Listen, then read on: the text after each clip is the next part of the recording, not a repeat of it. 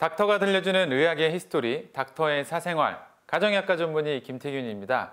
여러분들은 풍만한 가슴을 좋아하시나요? 아주 오래전부터 남성들은 이 성적 매력이 넘치는 여성의 풍만한 가슴을 동경해왔고, 여성들 역시 그 매력을 놓치지 않기 위해 수많은 노력을 해왔다고 합니다. 때는 제2차 세계대전이 끝을 향해 달려가던 1945년 8월, 미군이 나가사키에 두 번째 원자폭탄을 투여한 후 일본에 상륙하게 되는데요. 종전을 눈앞에 둔 터라 미군은 일본 곳곳에서 돌아다니며 여가를 즐겼다고 합니다. 그리고 난생 처음 보는 동양의 여인, 게이샤들의 매력에 푹 빠져서 헤어나오지를 못했다고 하는데요. 그런데 그쯤 요코하마 항구 부둣가에 있는 미군 창고에는 요상한 일이 벌어지게 됩니다. 당시에 변압기를 냉각시키는 데 필요한 부품인 실리콘 드럼이 하나둘 없어지기 시작을 했는데, 이 넘쳐났던 실리콘 드럼은 뒤로 몰래 일본인들에게 판매되고 있었는데, 이 실리콘 드럼을 구매했던 장본인은 바로 일본의 게이샤들. 과연 이 여성들은 어떠한 용도로 실리콘을 몰래 구매를 했던 걸까요?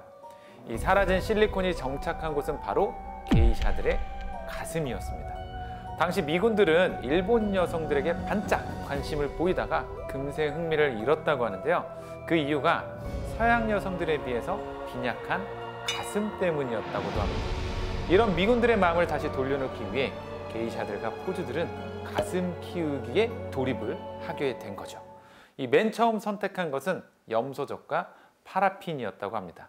여성들은 이 풍만한 가슴을 위해 염소젖을 가슴에 주사를 했지만 얼마 못 가서 썩기 시작을 하고 가슴을 오히려 절개하는 심각한 부작용에 시달려야만 했다고 하고요.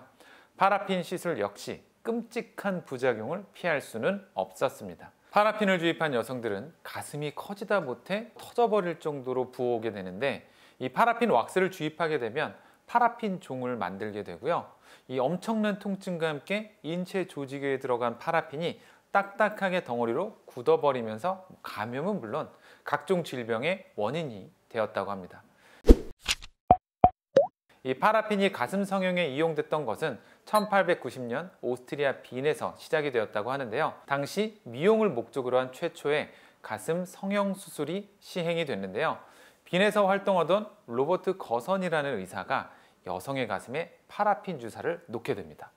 그 이후 여성의 예쁜 가슴을 만든다는 명목하에 여러 의사들의 칼질과 주사질이 이어지게 되는데, 하지만 이 파라핀은 파라핀종을 비롯해 치명적인 부작용을 일으키게 되면서 1차 세계대전 즈음 성형수술 현장에서 폐기됩니다.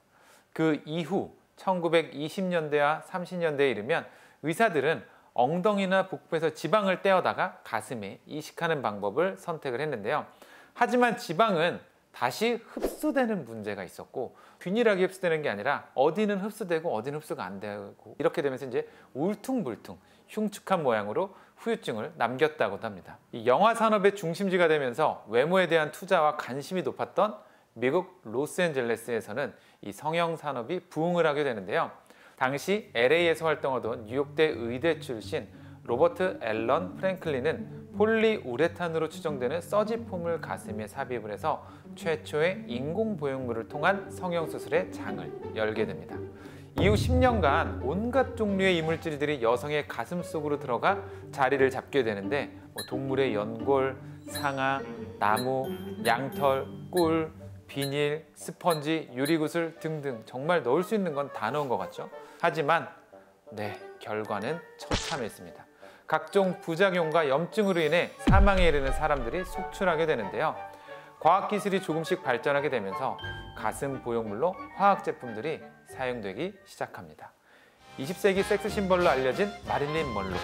1950년대 미국 여성들 사이에서 미의 기준이 풍만한 가슴이 된 것은 마릴린 먼로의 영향이 컸다고 볼 수 있는데, 그런데 이런 마릴린 먼로도 가슴 확대 수술을 했다고 합니다. 이 보형물의 정체는 폴리비닐 스펀지. 하지만 이 스펀지는 인체 조직에 침투하면 딱딱하게 굳게 되거나 암을 유발하는 등 여러 부작용으로 퇴출이 되게 됩니다. 그렇게 다음 세대의 보형물인 실리콘으로 넘어가게 되는데요. 실리콘이 가슴 성형을 위한 의학적인 용도로 만들어진 건 1963년 미국에서였습니다. 게이샤들이 공업용 실리콘을 가슴에 넣었다고 하면 1963년에는 실리콘으로 된 껍질 안에 점성이 좋은 실리콘 젤을 채워놓은 보형물을 개발, 생산하게 되는데 기존의 어떤 가슴 보형물보다 안전하며 촉감도 자연스러워 가슴 보형물 역사에 획을 긋는 발명이 되었습니다. 하지만 1992년 미국 식품의약품안전청에서는 이 실리콘 보형물 사용을 금지시켰는데요. 이 실리콘 보형물이 가슴 안에서 파열되면서 실리콘이 체내로 유출이 되면 심각한 질환을 일으킬 수 있다는 이유에서였습니다. 이에 의사들과 제조사들은 실리콘 보형물의 안전성을 지속적으로 수집을 해서 FDA에 제출을 했고 14년 만인 2006년 실리콘 보형물 금지 조치가 풀어지게 됩니다. 현재는 눈부신 의학의 발전으로 부드러운 촉감은 물론 튼튼한 외피로 파손될 일이 거의 없는 실리콘 겔이 사용이 되고 있습니다. 오늘은 가슴 성형의 사생활에 대해 알아봤는데요. 우리가 흔히 풍만한 가슴과 육감적인 몸매의 여성을 말할 때 글래머 또는 글래머러스라는 말을 사용하게 됩니다. 하지만 실제 글래머러스라는 단어의 뜻은 육감적인 몸매와는 전혀 다른 의미인데요. 화려한 혹은 매력이 넘치는 이라는 뜻입니다. 따라서 글래머러스한 사람이 되고 싶다면 이 풍만한 가슴에만 매달릴 게 아니라 다양한 매력을 키워야 하지 않을까요?